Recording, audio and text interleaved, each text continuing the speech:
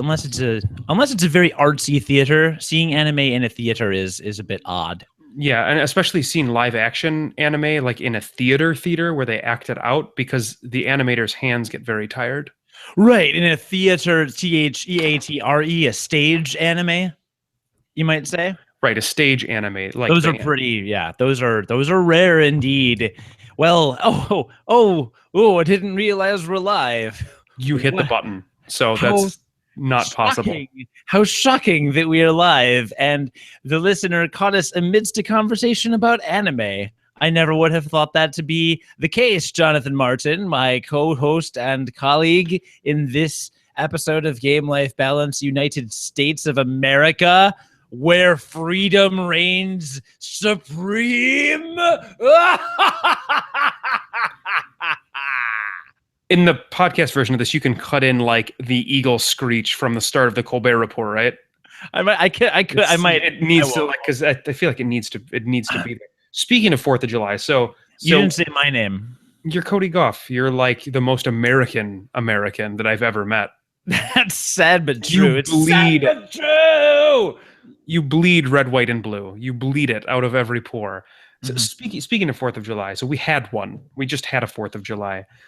And I don't know if I understand fireworks.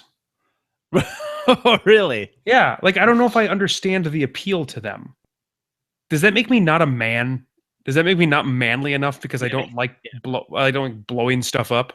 That makes you a woman. That makes me a woman because women don't like blowing stuff up. Women don't like blowing stuff up. Okay. So, like we're sitting around after the 4th of July. Our 4th of July is a little different than most because it's Casey's mom's birthday.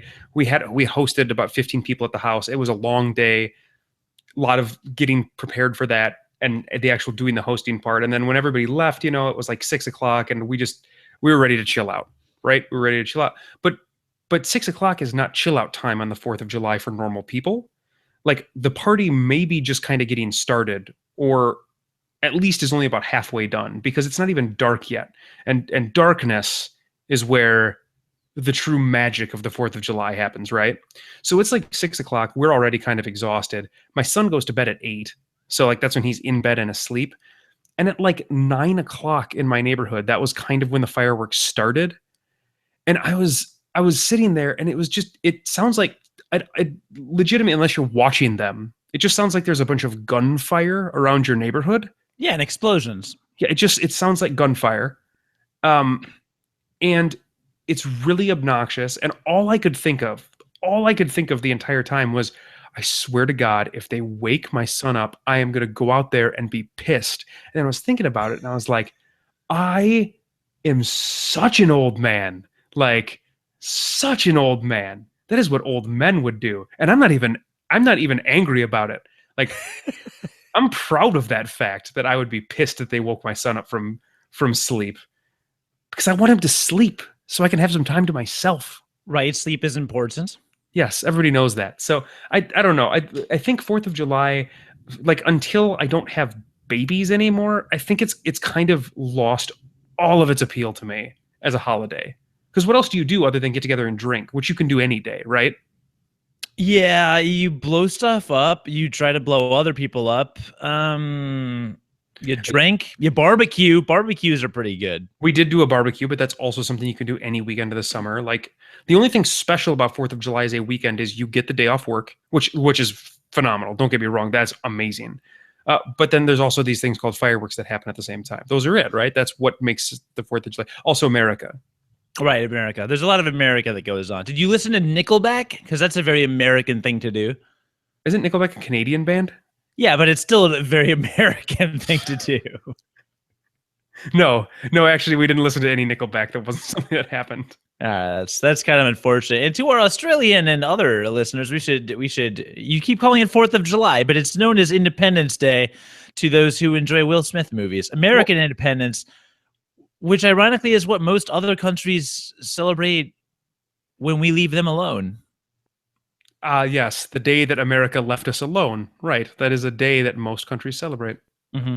Yeah, so you as a country, if you are a free country, if you're not a free country, you're probably not listening to this. If you are, thank you. But to those of you in free countries that are listening to this, you probably have a different Independence Day that you celebrate. Something tells me, though, that it's probably not as obnoxious as the way that we Americans celebrate Independence Day. Yeah, probably not. So this is going to be kind of the theme of the episode, is the little bit of the variation in our weekends. But that's kind of a common thread, the fireworks reaction, because I went to Blake's.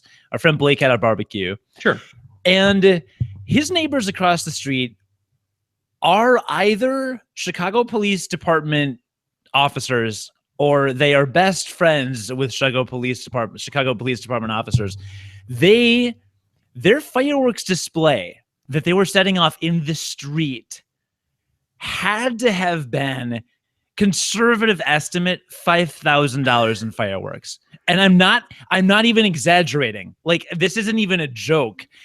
They had the ones where, it shoots up and it explodes, like the big, industrial strength fireworks. Okay, a lot of people cross to Indiana or wherever and get a couple of those. No, they did it for about an hour.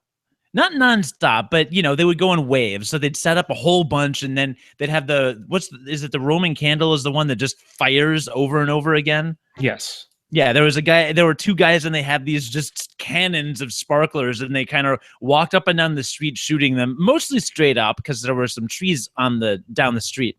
Also people. There are people around. Dude, every neighbor, 5 houses in either direction, came outside. There were people that set up lawn chairs and brought chairs from their kitchens outside to sit and watch this. It was a legit fireworks display. They were just exploding. Literally hundreds of fireworks. And then there was the finale as we were walking away. And our friend Russian John tried to grab me and be like, no, they're about to do the finale. And I was like, no, they're done. The finale. They did a finale. We get half a block away, and it's like boom, boom, boom, boom, boom, boom, boom, boom, boom. And the whole sky is lit up for several minutes. Just a finale, like massive display of fireworks. We're talking all legal fireworks, right? Of course they're legal. A cop cruiser comes by at one point and stops, and some guy from across the street runs over, goes up to the guy in the cop car, talks to him for a minute, gives him a fist bump. They both laugh about something, and the cops just drive off. Okay. So, yeah, like legit, this is completely illegal. But I had kind of a similar reaction to you. There were a couple of people that went inside from our party because they were too loud.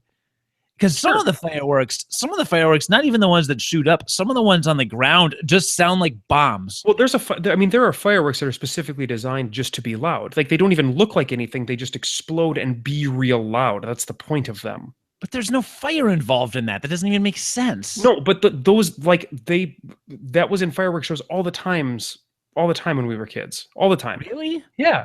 Like, that's a thing, is just to be a really loud firework where it explodes, just goes boom and shakes the sky and shakes your chest and makes you feel like a man. All right. Do you remember a video game where a guy says, I am the president of the United States of America? Air Force One? The movie? Get off my plane? In a video game, and I can't remember which one. They ran it at Awesome Games Done Quick a couple years ago. And this is the United States of America? He says you play as the president of the United States of America. I'm looking for it right now, and I can't remember. I really wish. Broforce? No, it is Metal Wolf Chaos. Oh, you know what? I remember that. Yes. Yeah, from a Kotaku article from 2014. I do not support or endorse Gawker Media, by the way. I hate them, but whatever. From Kotaku, Metal Wolf Chaos is a game which opens with the President of the United States exploding out of the Oval Office in a mecha suit, sporting more guns than the NRA's wet dreams, is how it's posted here. I'm actually going to screen share this for our YouTube viewers because I can't not, basically. Right. Yeah. It's just and really this is what it is this is a Japanese video game. This is kind of what the rest of the world thinks of America, isn't it? It kind of is. Actually, my girlfriend and I, whenever we watch any British or foreign TV shows, we always note how the Americans are portrayed. And in Doctor Who, for example, they always have guns. They're always Of course really they do. angry. And the same actually goes for a lot of Spanish language media, because she's in the Spanish language media. But I don't know. I started screaming unnecessarily patriotic, hyperbolic things during the fireworks, and it Like was, you do. it felt very American. But but the point of that long, awful story, it was that I kind of agree that the noise, I'm not into the noises. It's like, just shut up for 5 minutes. And in the city, it's of course even worse, because you've got somebody else doing a mini display every block in every direction. I'm assuming that there's 20 people on every block that are setting off fireworks and bottle rockets and other crap. I mean, it's worse in some neighborhoods than others, but certainly where we were was pretty insane. Sure. So I don't know. So, but other than being traumatized by Independence Day, you grilled and you did the traditional things, and that was fine.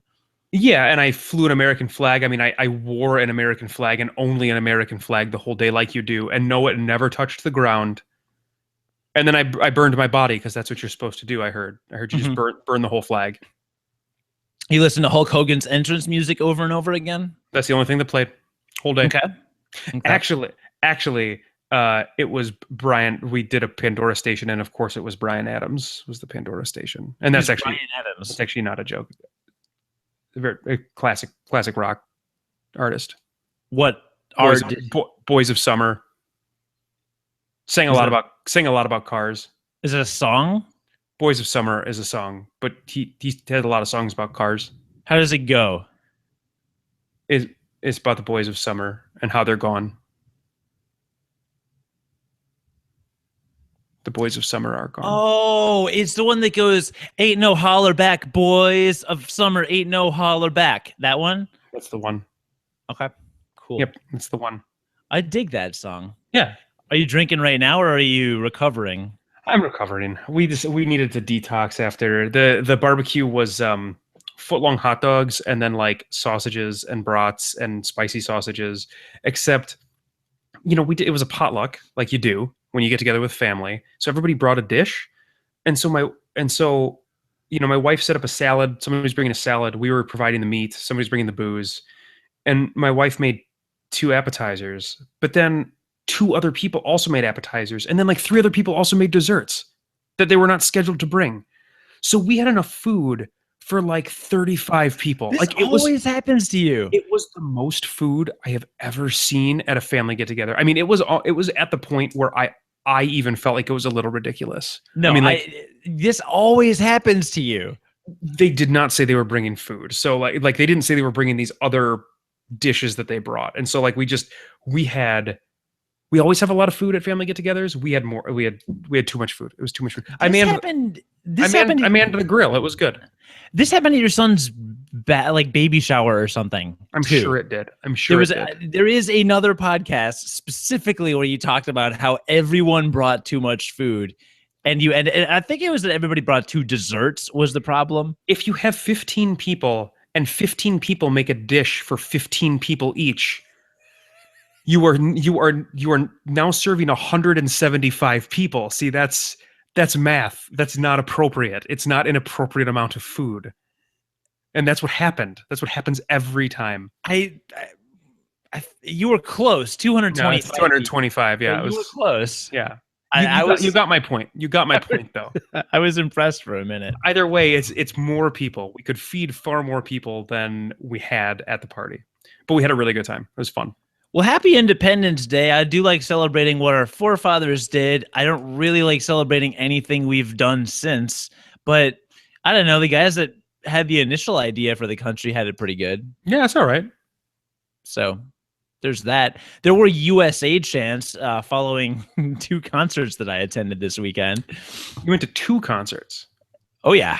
Was it like a twosome concert, or was it like one and then another day you went to another concert? Another day I went to another concert. That's effort, because like big concerts, they are kind of an all-day affair a lot of the time, aren't they? Depends. It depends on what drugs you're doing. Like the first one I just tied off in the parking lot. Easy. I don't know what that means. So, I think that's slang. Is that heroin? I think that's like slang tie off your vein. for hit because you tie your arm, Sure. right? I don't know how heroin. I don't do drugs. Winners don't do I drugs. literally have never heard the words tied off. I just am kind of making an assumption. I saw it on a thing. It must have been a telly. Oh, if it was on a thing, then it was probably true. It was probably on the telly. I think it was on the telly is what happened there. Okay, so you tied one off in the parking lot. It actually sounds like you pooped. Like it sounds like you pooped in the parking lot.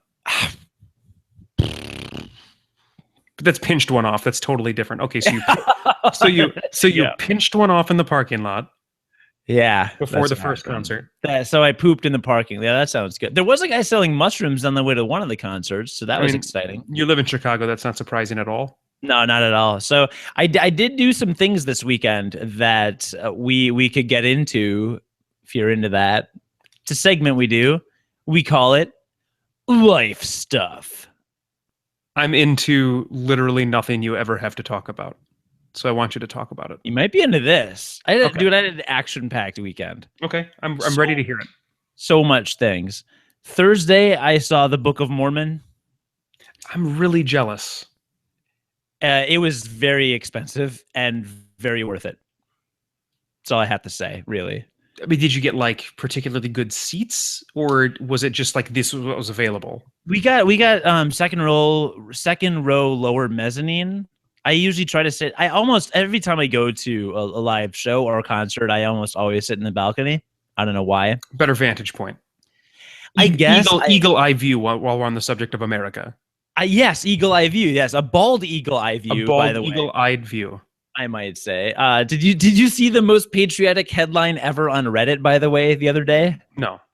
I actually took a picture of it and sent it to my girlfriend because it was so patriotic.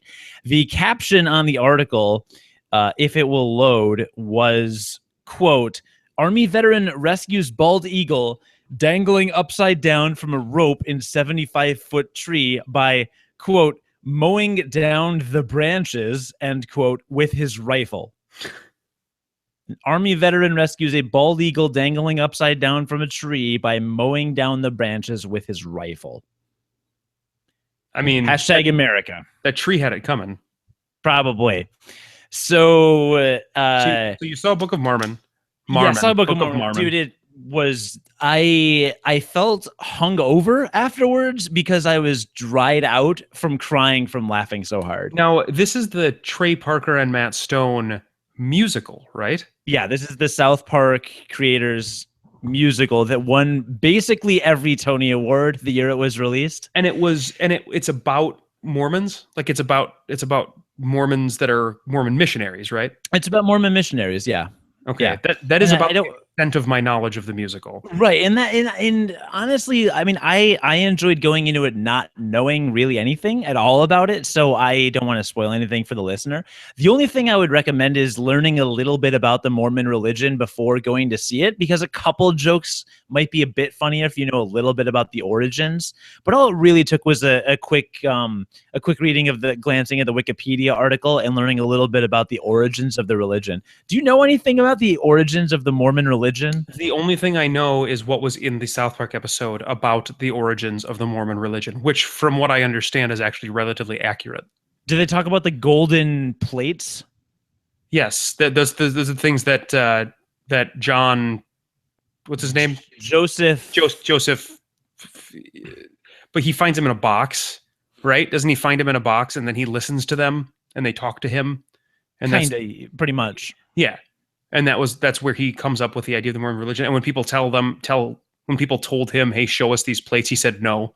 Like they only talk to me. Wasn't that basically what happened? Yeah, pretty much. Joseph Smith. Yeah, because that is what was in the South Park episode. Yeah, that's what happens. Yeah, I think they handled Mormonism in South Park the same way they handled Scientology, where they just kind of presented it as it was with their animation over the top of it, and they kind of let it speak for itself. Yeah, the thing about it was when I started reading the Wikipedia article and I got to the golden plates, I completely lost it. And I wasn't even at the show yet. And I just looked at this article and I go, this is going to be insane. Yeah. So, but what I will say is and my girlfriend and I talks about this quite a bit, is that it's not cynical or mean spirited towards Mormonism. It doesn't. For example, there are some people that are really fundamental believers in the Mormon religion in this musical, but it's not like they're people, the kind of people that say, oh, I really believe in God, and then they go around and they commit adultery, or they go murder people, or they're stealing money or anything. Like, no one is sinning and no one's hypocritical. Everyone actually believes in these things and acts appropriately. And then the crazy situations that ensue are more a reflection of kind of reality and the way people interact with the world than it is like making fun of the Mormon religion. The first 3 pages of the program at the show had ads taken out by the Mormon Church that say, learn more. You've seen the Book of Mormon, now read it. And it's got a QR code, and I think it's the bookofmormon.org or something, and it's got their website. That's kind of interesting. So yeah, and the Mormon Church itself hasn't even really, they haven't condemned this. They've in fact, a review that came out shortly after the musical said it's surprisingly can be a surprisingly good effective educational tool for learning about the Mormon religion. It's just interlaced with excessive profanity and Sure. And some pretty classic South Park humor. And the music itself is very good and very catchy. I have caught myself singing or humming a couple of the tunes spontaneously around my girlfriend recently. Now, and to be fair, they've always had great music. I mean, South Park has had tremendous music over the years. Yeah. And what I didn't realize is one of the creators, I guess, studied music or was writing music before he did South Park. That's unsurprising. Yeah. So, but it's very well done. And if you're a fan of musicals, it's even better because the entire thing is making fun of musicals at the same time. Every number is a huge number with just everybody on stage, over the top choreography, or it's like a one person ballad. Like, there's no in between. Everything is up to 11. Yeah. So I just, a lot. I mean, the tickets in Chicago all run basically over $100. You're going to pay at least 100 or 150 for a ticket. Yeah, that's what they were when it was up here as well, up in Minnesota. Okay. Yeah, and every single person I've talked to has said it's worth it. Trust me.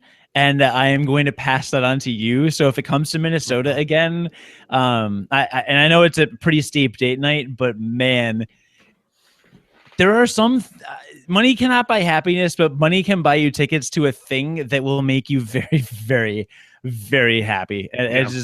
it was very laughing, very laughing. I was very laughing. You were very laughing. I was so very laughing. Yes. Very laughing. So anyway, recommend Book of Mormon. Definitely, it was very good. And I guess they're closing it in Chicago in a few weeks to make room for Hamilton, which is coming to town. Yeah, I do. I actually was looking into getting tickets for Hamilton when they went on sale in Chicago. Yeah. How'd that go? I think there's actually still some tickets available, but we couldn't decide on like a weekend that would actually work because of the way our fall and winter is set up. Yeah, I didn't even know they were going on sale because I'm an idiot and I wasn't paying attention to the news, even though it was everywhere. But yeah, I was a mad rush to get those. Did you try to buy them? I did not even try. Okay. So I missed the boat on Hamilton, but oh well. So that was one thing you did that was musical related. So, and that was Thursday. So that was like, did you take Friday off? No, I didn't. We closed a couple hours early on Friday, so it wasn't a full day. So I was fine going in. So we go to Book of Mormon Thursday. Friday, I went to the Guns N' Roses Not in This Lifetime tour. What is that? What makes it not in this lifetime? What does that mean? Because Guns N' Roses is effectively back together. It is Axl Rose. It is Slash. It is Duff McKagan. It is Mr. Dizzy Reed on the keys. The only original members they're missing are Izzy and Steven Adler, which apparently Steven Adler wasn't. Apparently, the new drummer they have is actually kind of better than Adler in some ways. So I guess that's not a big loss. So Izzy not being there is kind of whatever, but the other guitarist that they got to replace him is phenomenal. So it's fine. But it's excellent Slash. Sure. And they played at Soldier Field. sold out Soldier Field, 60,000 people, and I got seats on the field. So I paid a pretty penny for these as well. This was the most expensive weekend I think I've ever had. Pretty sure. Wow. They were pretty ridiculous. And you know how much a can of Miller Lite costs at Soldier Field? Now, were these like special prices or were these like the standard? I think they were standard. I'm going to guess for just a can, like a tall boy. Tall boy, yeah. Oh, if it's a tall boy, I'm going to guess $9. $11.25. That is crazy. That's very for expensive. a can of Miller Lite. Well, they got to make their money somewhere, right? I mean, it's not like they made it on the tickets. That is, somebody made some money off those tickets because they were not cheap. And because it sold out Friday, they added another show on Sunday, and I went to that as well. Because they didn't sell out Sunday. They sold 30 or 40,000 tickets Sunday. And so a couple places had specials, and they were basically selling them for half price. So I got one for half price, and Rush and John and Will came down from Madison, and we all went for Sunday. But I went with my girlfriend Friday, and then we went back Sunday. That's a lot of Guns N' Roses. So Guns N' Roses is my favorite band of all time. Yep. Ever. I think you're on the record saying that. Yep. No, like bar none. I am obsessed with Guns N' Roses. The GNR, the live album, the 2-disc 87 to 93 live album. I used to drive to and from Rockford to Des Moines for college. Every time I drove one way or the other, I would pop in that CD, listen to the whole thing, sing along the whole time. My first custom ringtone on my phone was Sweet Child of Mine. And I may actually make that my ringtone again. That's a good idea. I may do that today. But I am utterly obsessed with Guns N' Roses. I've always said, if I win the lottery someday, or if I ever feel like I need, midlife, whatever, if I ever have some giant expense that I would splurge on, if I won the lottery, I wouldn't buy a Lamborghini. I wouldn't take a $50,000 cruise. I wouldn't do any of these things, but I've always said, for a decade, I have said this, that if Guns N' Roses ever goes on tour with Axl and Slash, I will pay any amount of money I have to pay for tickets. I would pay $500 for nosebleed tickets if I had to. I paid far less than that for my field seats, fortunately. But I am completely obsessed with Guns N' Roses. And I saw Axl perform on the Chinese Democracy Tour in 2008.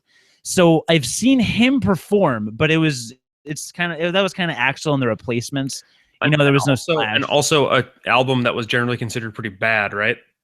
It was pretty widely panned. I really actually like a few of the tracks on there, and they did play some Chinese Democracy on this tour as well. I actually listened to the album again today because I was feeling nostalgic, and I was like, yeah, they played a couple tracks. They were good. And I was reminded that, it really wasn't great overall, but there were a few pretty solid tracks, I thought. So anyway, I went in it was one of the best nights of my life. That particular concert. It's just Friday. Sunday was really good too, but we were much further back and it wasn't as full. And I thought Axl wasn't quite as on point. But Friday was like magic. I've heard that Axl. So Guns N' Roses, I can kind of take or leave in terms of a band. Certainly, wouldn't spend hundreds of dollars myself to go see them, but I understand the people that do. I get that. But I've heard that Axl as a performer, you either get good Axl or bad Axl. He is either phenomenal live or he is awful. And really there's not a lot of in between. I don't know. On the Chinese Democracy Tour, he was not hitting all of his crazy notes he would always hit in the old albums, and I thought, maybe his range has decreased over the years.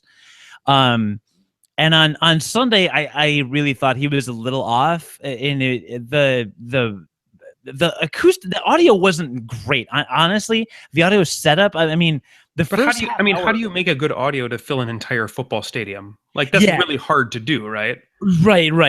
But the mic was extremely. He had to be, if he wasn't if the mic wasn't basically in his mouth, it wasn't picking it up very well. So there was a lot of little tail things here and there lost, it depending on the day. But Friday, I thought he nailed it. I mean, Friday, Sure. he got to these points, and he's doing Welcome to the Jungle, doing his scream, and love it or hate it. And you said you're not a GNR guy, and there are a lot of people that aren't. But whatever you think of Axl's voice, no one in the world in history has ever had a voice like Axl Rose. It's the most distinct voice that there is, I think, that could in rock and roll. I mean, when he does his scream, there's nothing like it. There's like a Velcro sound in the back of his throat that comes out with it, and it just explodes, and his range is crazy. I thought he kicked ass. But honestly, a lot of the reviews are rating this. Slash was the highlight of the show.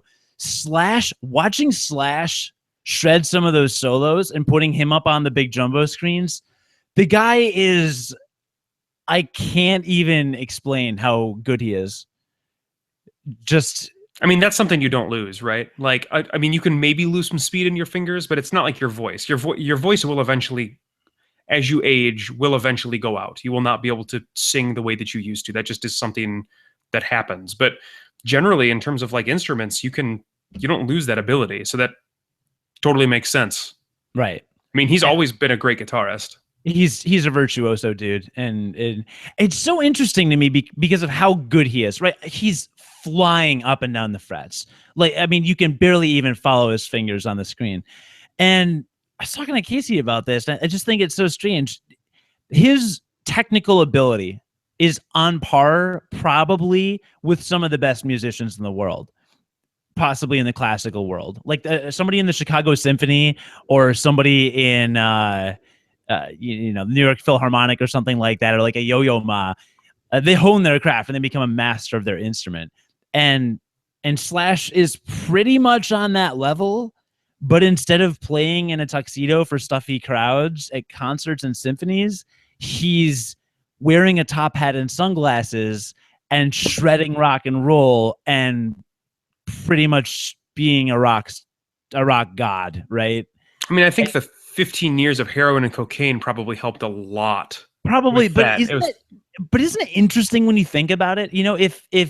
If any musician had just chosen electric guitar to perfect and hone their craft at and learn to shred instead of learning how to do really fast arpeggios from Brahms or Vivaldi or whatever, like the difference in lifestyle that brings with it. As a musician, I thought you'd, I don't know, maybe relate to that a little. Yeah, I suppose, like the history of the guitar, though, like it didn't really become. It's always been like the acoustic guitar has always been like a very classical instrument that people have played, but the guitar really didn't come into its own as a solo instrument until it was started to get implemented in rock and roll and pop music. Like before that, it was an ancillary string instrument. Right. Like many other string instruments. So like when rock and roll was really coming about, if you wanted to be like a rock and roll star, you would play the guitar or the bass guitar or the drums, because those were the instruments of rock and roll. You didn't have a lot of other choice. You couldn't be a saxophone virtuoso, right, in a rock and roll band. Right. So like what came first, right? Like the allure of that culture or the allure of that instrument? It's tough to say. I would think probably the instrument, because you probably have to start that when you're young, and you're probably not. Maybe not. Like maybe it was the rock and roll lifestyle that seems really appealing, and then it's like, oh, I need to play guitar. I guess there are plenty of people that are influenced by their rock stars that want to pick up instruments like them. Yeah, that makes sense. It just struck me several times during the concert. I'm just like, what if Slash had decided to study saxophone? He'd be some great saxophonist. Oh, he'd probably shred. He'd probably shred on the saxophone. He'd shred it hard, but he wouldn't. You know what? I've known saxophone majors. He'd probably be doing a podcast, a lifestyle podcast. Probably doing a lifestyle podcast in his room. Interesting. I'll have to check that out. Yeah. Also, a fan comments, I've never been able to tell the difference between Steven Tyler and Axl Rose. That's fair. He does sound kind of similar, but Yeah, I find Steven Tyler more annoying myself. really? Just like in general, oh, his voice it does something to me. I don't know. I don't know what it is, but it's yeah. And I'm talking about even like old Steve Tyler when Steven Tyler like actually had a really good voice. It's still just the way he sings just does something to me that just it's like nails on a chalkboard, man. I can't do it. And I don't get that. I don't get that with Axl Rose. I like Axl Rose's voice. Like he's fun to listen to. November Rain, man. Oh, but you don't like November Rain, right? You're Not a huge fan of that song, no. Yeah, I still find that odd. You a couple people have said that they don't like November Rain. Generally, it's like for me, it's just Appetite for Destruction, and that's kind of where my like the songs that I like from Guns N' Roses kind of starts and ends, to be perfectly honest. That's fair. And even then, there's some songs on that album that I'm not like 100% fond of, but I still, I get it. Like I get why people like them. Well, they did an instrumental cover of "Wish You Were Here" by Pink Floyd. Oh, that's pretty cool. That's a great song. Yeah, one of their best songs. For one of their encores, they did The Who. I mean, The Seeker by The Who. Okay. Yeah, they cover The Seeker. And at one point, Slash did a cover of the Godfather theme. All right. It was unbelievable. I'll try to find a decent quality YouTube video of it. What was the other cool thing? And it played for almost 3 hours straight. I mean, They bring it. They've got the stamina, and I've read a couple of reviews, and they're like, "Oh, Axl kept going backstage to take breaks." Blah blah blah. It's like, no, he just isn't 20 years old anymore, and completely out of it on cocaine and heroin. So he's older, and he can't sing straight for 3 hours, but he still did a pretty solid show. And he was running back and forth across the stage. He must have run 6 miles during that concert. I mean, he was running back and forth across the length of the width of a football field the whole time. It was awesome. But dude, Slash's Godfather theme was unbelievable. It was just stupid. And who opened was Alice in Chains, which I was excited about. I like Alice in Chains a lot. I missed a bunch of their set on Friday because we just had terrible traffic problems. But Sunday I caught their whole show, and because the lead singer Alice in Chains has passed away. Yeah. But the guy that got to replace him many times did sound strikingly similar, which surprised me. And Russian John was with us. He is a big Alice in Chains fan, and he really, really liked the lead singer. And even he was like, damn, he kind of actually sounds like him a lot. Sure.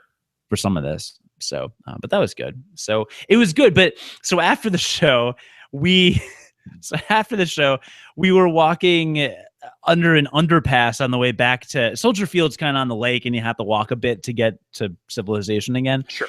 And we're walking under this tunnel, and everyone started chanting USA. And Casey looked at me like a deer in headlights, and I think she thought we were going to get mobbed. And she kind of leaned over. She's like, "We're at a Trump rally."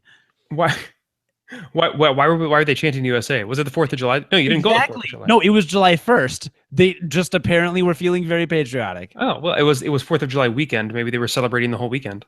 I guess. And there was another USA chant that broke out in the stadium after the show on Sunday. So well, I think Guns N' Roses are, I think they may attract that demographic. I agree. Patriots. We'll call them. I think that they attract patriots to their concerts. So many patriots. It wouldn't surprise me. You know what? I strike them in the same vein as wrestling fans, also patriots. I would, yeah, probably some of them, yeah. Yeah, I think that there's some crossover there. So yeah, I think they had patriots at their concert. Yeah, probably. Yeah, so I'm not surprised at all by the America chants. So anyway, if Guns N' Roses, their tour is just beginning. If they're coming to your city and you like any of their music, I recommend going. Because even if you're not a fan, because Blake went with his girlfriend on Friday, and he's not a huge GNR fan, I don't think. Sure. And when I saw him after the show, I was like, "What do you think?" And he was like, "That was amazing." And a lot of it is, I mean, Slash played so many solos. He Sure. got a lot of solo time, and like I said, man, he can shred like it was. There were moments, and I was so in the moment the entire time, just totally blown away. Casey was saying, she's like, it's an immersive experience when not a single person has their phone out. And that was the Godfather theme. When he's a minute into the Godfather theme, and just everyone is just completely engrossed. But a few people closer to the back, fortunately, still took cell phone video. There are a lot of idiots that just take cell phone video at concerts. And I appreciate that they exist, because then I don't have to. But I didn't take my phone out the entire concert. That's a pretty common thing, though, to take cell phone video. I'm at a concert. I don't want to take a video of the concert. You don't have to. You don't have to. The people behind you did. I want to exactly. I want to live in the moment. I don't I just live in the moment, man. People, listener, country, Kingsman. Did you just man me, man? Listen, man. This guy, all right. This guy. Yeah. Well, good for you. That sounds like a very patriotic experience. I'm glad that you could celebrate the birth of our nation, really. Yeah. With in the traditional way of going to see Guns N' Roses play live. I'm considering flying to San Francisco to see them in August.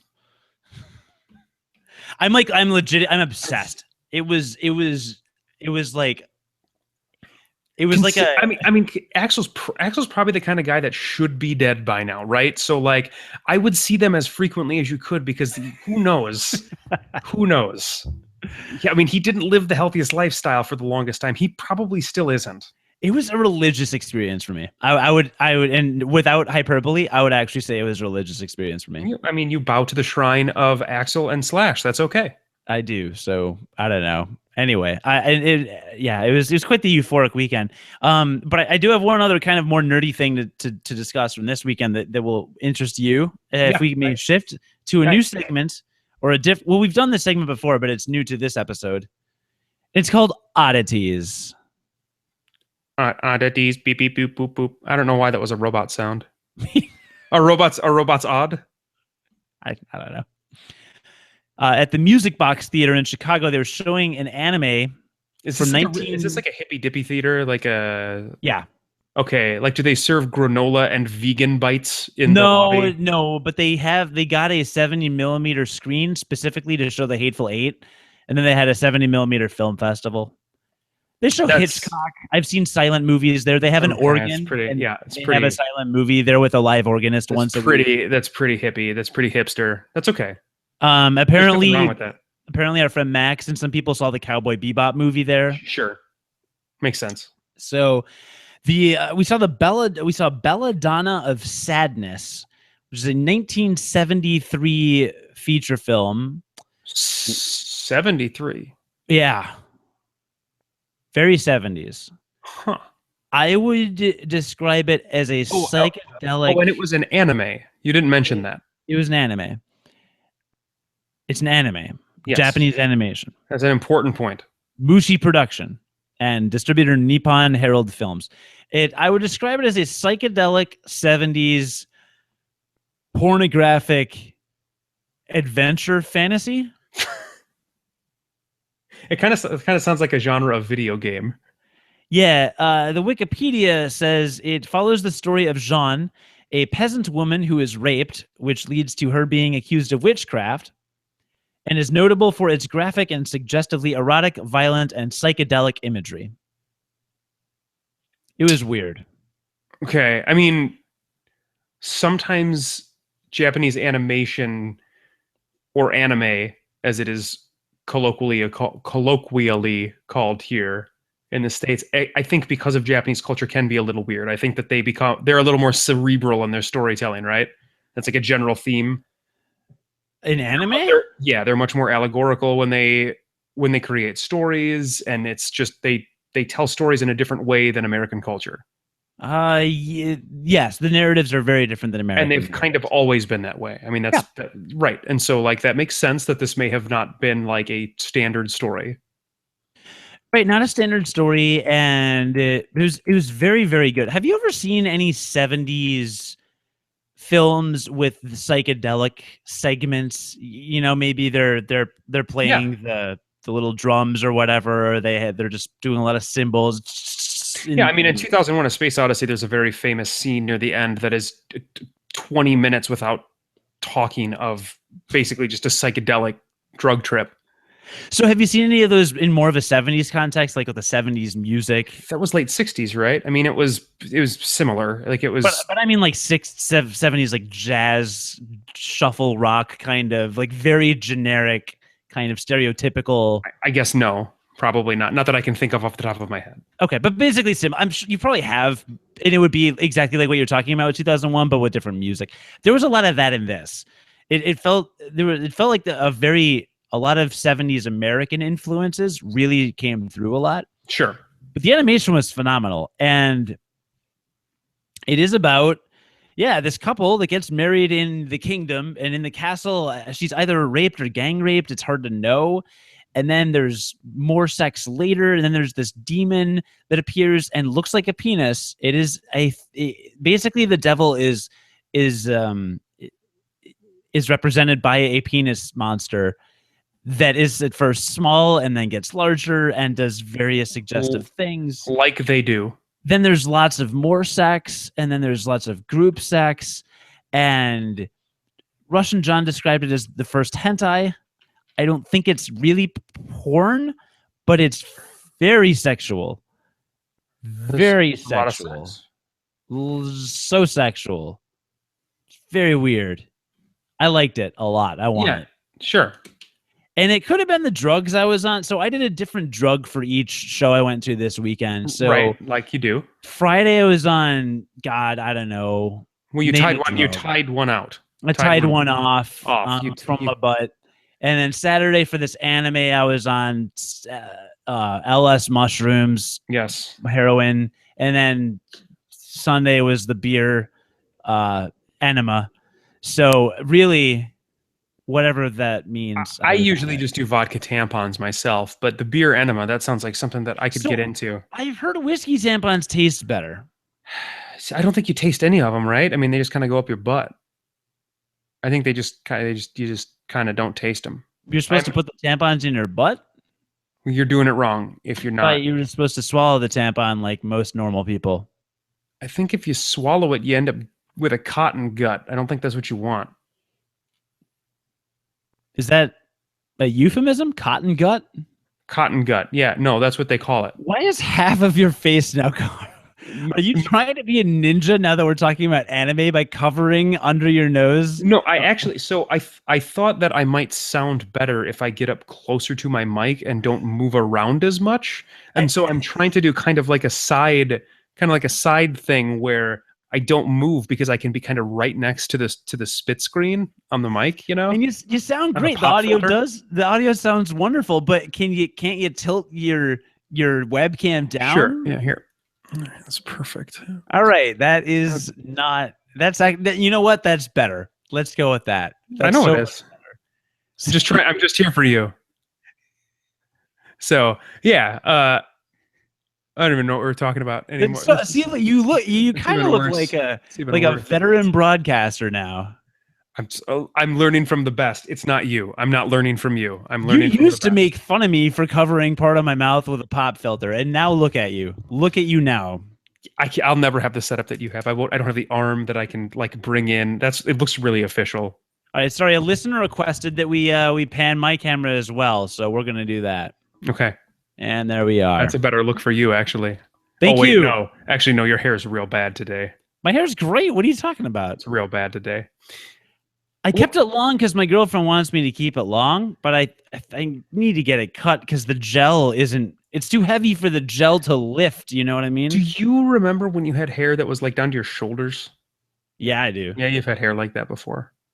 I have. That's actually true. Yeah. The listener just thinks that we're No, it was real long. You're just joshing me. It was shoulder length. Here, I have a picture of it right here. Let me get it. So, while Cody is away and getting pictures of his hair, which for some reason he keeps pictures of his hair within immediate reach of his desk, which is 3 feet. Really weird. There you go. Super impressive. It's really look at that beauty. This is a YouTube exclusive. The audio listener cannot see this beautiful hair. Gotta go to youtube.com/unqualified podcast. When this episode is posted, this event that is going on right now will already be over, but Cody and I every year, twice a year, because it's a semi-annual event, watch a speedrunning video game marathon that is hosted on Twitch. It's hosted by Games Done Quick. That's the name of I think it's not, is it a charity or is it just an organization? I don't think it's a direct charity, but what they do is they raise money for charity by doing 2 7-day marathons of video games. It's literally a 24-hour stream for 7 days of a number of video games that speedrunners participate in. If you don't know anything about speedrunning, it's basically just from the point in a video game in which you are given control to the point of the video game at the end of the video game when control is taken from you. That amount of time in between, these people are competing to get the fastest time. So the smallest amount of time in between when you are given control and when control is taken from you at the end of the game. It's like that's the base rule for all of the games. And what they do is over these 2 marathons, they raise money for a variety of charities. I think generally the one in the summer goes towards Doctors Without Borders. That's the one that they've done for the past couple of years. That's what they're raising for right now. Over the winter times, they do some cancer organization. They've done a couple of different cancer organizations. I don't know which ones off the top of my head, but they've raised money for a couple. But it's really cool. They generally raise I think over the past 3 or 4, they've raised over $1 million at each of the week-long events, which is really cool. And even if you just have a very casual interest in video games, I think it's worth checking out. And again, this summer event is probably going to be done by the time that this episode goes up. You can go check it out on gamesdonequick.com. They'll have links to the videos of the various runs that happened. The runs are super interesting because there's always a runner, and then they will either do commentary or they will have people, and this is the typical setup, is they'll actually have people behind them not playing the game that are doing commentary over their run to explain what's going on because they are so focused on what they are doing.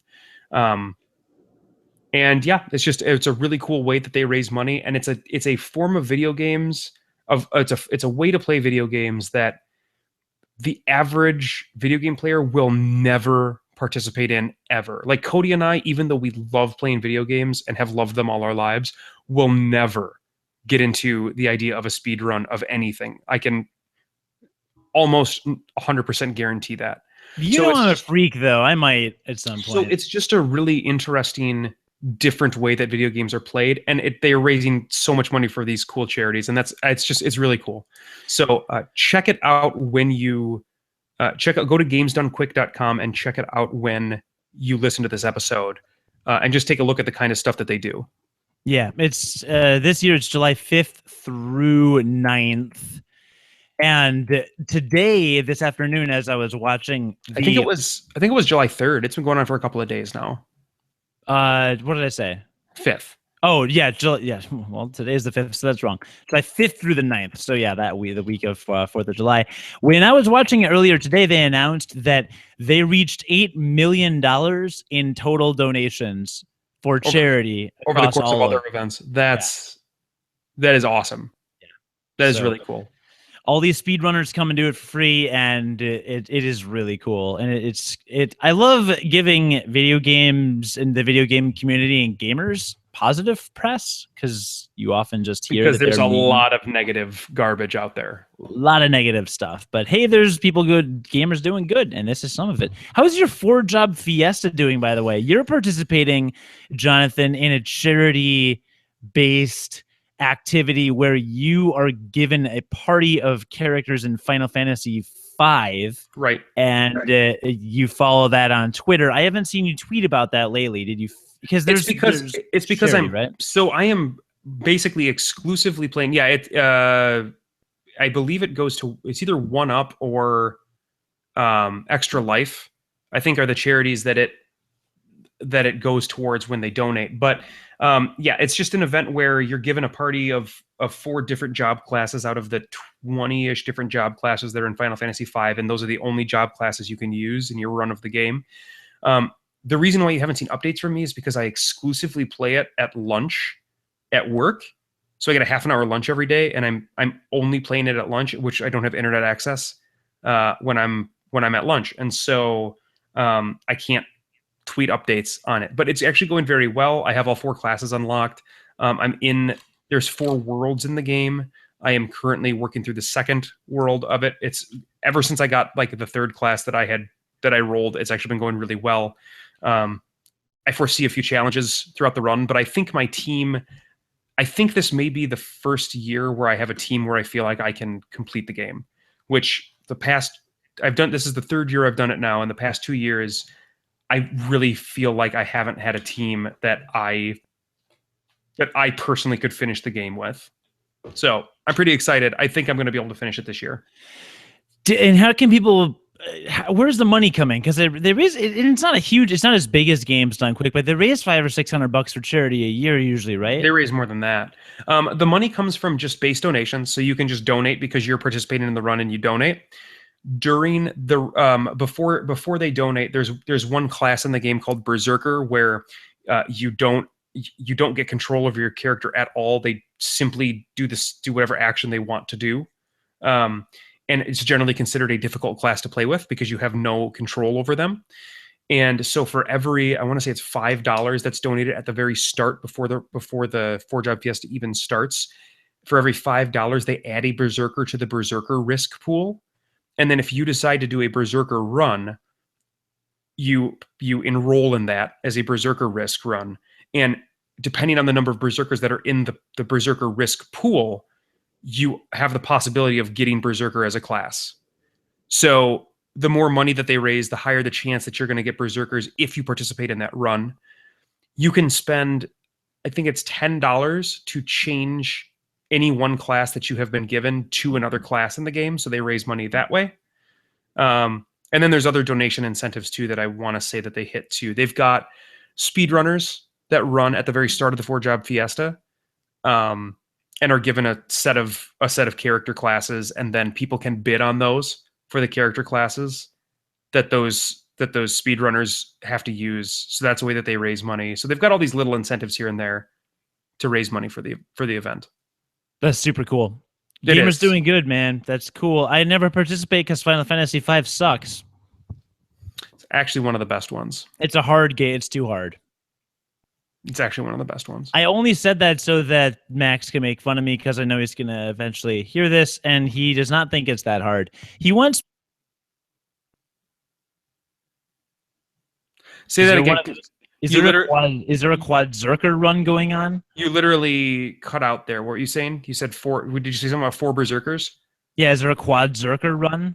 The game, from what he told me, and I don't think he was lying to me, the game has been completed with a 4 Berserker party, which means you literally wouldn't have input at all. So I don't know how that works, but apparently that was a thing. Sounds even dumber. Yeah. I have no idea how it works. I will say Final Fantasy V as the best villain of the Final Fantasy series. He's comically evil. It's comical how over the top evil he is. Yeah, X-Death. His name is X-Death. And then he turns into Neo X-Death, which sounds pretty ominous too. You're right. It's pretty ridiculous. Well, cool. Well, good luck on your run. I hope that goes well. You don't have an internet? You don't have a phone you can tweet from? Oh, I do, but then I'm like taking a picture of my iPad and then uploading that picture. Like, that seems kind of silly. That seems awesome. Maybe I'll do that. Take a screenshot on your iPad and then just upload it later. Yeah, I could do that. Maybe I'll do that. Do that. I'll do that. I'll start updating that way. And then you can do a blindfolded Castlevania Symphony of the Night speed run. How's that? Sounds really difficult and something I really don't think I ever want to do. But also something that actually happened during Summer Games Done Quick. Someone literally beat Castlevania Symphony of the Night in just over an hour, blindfolded. It doesn't really make any sense to me. People are, man, gamers. Gamers, am I right? Hey, where can people find us? Those are some good oddities, John. Those are some good oddities. Thanks for being odd. Yeah, there's that. Hey, you can find us on the Gonna Geek Network at gonnageek.com. I'm actually going to be at a podcasting conference the next 2 days called Podcast Movement. Do I have Send me a Christmas card. I used to have it here. Do you have a picture of your long hair handy? Yeah, that's over there though. Anyway, I'm going to Podcast Movement Chicago next couple days. It's actually this week, and hopefully we'll network with people and blah blah blah. Mostly, I'll just promo the Gonna Geek Network. And this Friday, I am guest hosting Game Life Balance. You're Australia. Oh, really? I am. This Wednesday? This Friday. Well, this Friday. weekend. I don't know when he's posting it. So when do you have to wake up to host that? I will be getting online at 8:00 Friday night. So this was actually a good timing for this to happen. AC, one of the hosts of Game Life Balance Australia, his wife just had a child, so he is busy parenting, as happened with Jonathan back when we did our video game podcast and he had a baby. We kind of took a little break from the regular scheduling program, and Rob is trying to find guest hosts. So he asked me, and so this Friday night. So my girlfriend actually just left the country. She's headed to Spain for a month to get away from you. Yeah, I will be joining her in the next couple weeks. I'll be in Spain for a few weeks. But in the meantime, like this coming weekend, I have no plans and she's gone. So at 8:00 this Friday night will be, I believe, 11 a.m. Saturday time in Australia. That's some weird time travel stuff right there. I know, it's really weird. There's like 17 hours ahead, I think it is, or yeah, there would be, or 15 hours, I think, 15 or 17 or something. But anyway, so that's pretty interesting. We'll see how worlds collide and how Google Hangouts can handle connecting to people literally about as far away from each other in the world as possible. Sure. Will be really interesting. But anyway, I don't know when that'll go up, but I'm going to do that. And hopefully in the process talk Rob into joining the Gonna Geek Network, which is a network of podcasts that we are a part of. There are some other great podcasts that you should check out, such as Tyrion's Landing, which is the Game of Thrones podcast on the Gonna Geek Network. You should check out episode 108, The Winds of Winter, in which Rachel, Nikki, and Jeannie talk wildfire, dragons, and timing in The Winds of Winter. Rachel discusses ranking the episodes and one actor's experiences on set, and Nikki talks hate, which I will leave vague as it is written because that's a good tease. And what else is going on the GonnaGeek.com network? It looks like not a ton of other new stuff necessarily updated on this spreadsheet because some podcasts are probably taking some time, some weeks off from holidays, Independence Day. Oh, summertime is a slow down for everything. It'll slow down a bit, but Tyrion's Landing is still going strong. So check out that. And one other podcast related plug I wanted to. So I mentioned I'll be in Madrid. So 2 weeks from this week, you will hear an episode. John and I actually recorded last week with our friend Brad about Final Fantasy XIV. So you've heard John and I mention Final Fantasy XIV a couple times on this podcast. So we go full gamer in the next episode you'll hear on the Gonna Geek Network and on WGMplus.com. And it's on basically iTunes. all we've been playing. Yeah, it's legit. It's like I got home from work tonight, played it. I'm going to play it after this, hopefully. Yeah. The other thing is if you are really impatient and you really want to hear that Final Fantasy XIV episode, you can check it out on our YouTube channel. When we record an episode on YouTube, it goes directly on YouTube and you can watch it immediately after it's posted. That's unedited and uncut, and the quality is a little lower on the audio. But if you just cannot wait to get more of me and John, then YouTube's the place to go. But also, I don't blame you. Right, so I don't blame. Yeah, so but if you're patient and you want to wait for the digitally remastered with the sound effects and the segment intros and all of that, then you'll hear Final Fantasy XIV in a couple weeks. Then when I get back from Spain, right at the beginning of August, John and I will have a lot of things to talk about. So I'm excited. You're gonna have a whole trip to Spain to talk about. You'll have a whole trip to Vegas to talk about. I will, and then we're gonna have. Oh God, that's gonna be a tough episode to record, isn't it? I'll just leave it at that. We'll talk about why. I'm gonna be jet lagged, and you're going to be Vegas lag. Coming back from Vegas. Yeah. Also jet lagged. We'll call it jet lagged. Yeah, we'll call it jet lag. As usual, everybody, thank you for listening to the Game Life Balance US podcast, the American edition of the Game Life Balance podcast. Please like, share, and subscribe if you enjoyed this episode, and leave us a review if you really want to make our day. You can find us on the Gonna Geek Network at gonnageek.com or on the official podcast network of Chicago's WGN Radio at WGNplus.com. Learn more about Game Life Balance, including contact information and links to our sister show in Australia at gamelifebalance.us. I'm getting better at reading that. I have to like slow down at work too, like to get people to understand me more clearly, and I think that's helping. Yeah, but you forgot to say, back to you, Cody, America. Because normally you do the back to you, Cody part, but then the America, because it's our independence. Freedom isn't free, John. Freedom isn't free. That's not actually an air horn sound. What is it? I mean, that's like the fake air horn sound, but air horns don't actually sound like that.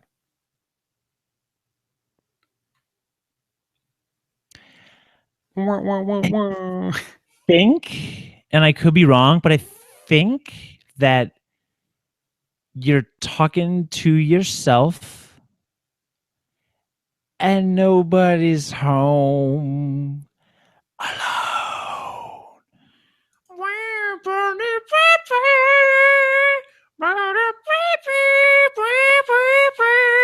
So nobody ever told you, baby, how it was gonna be.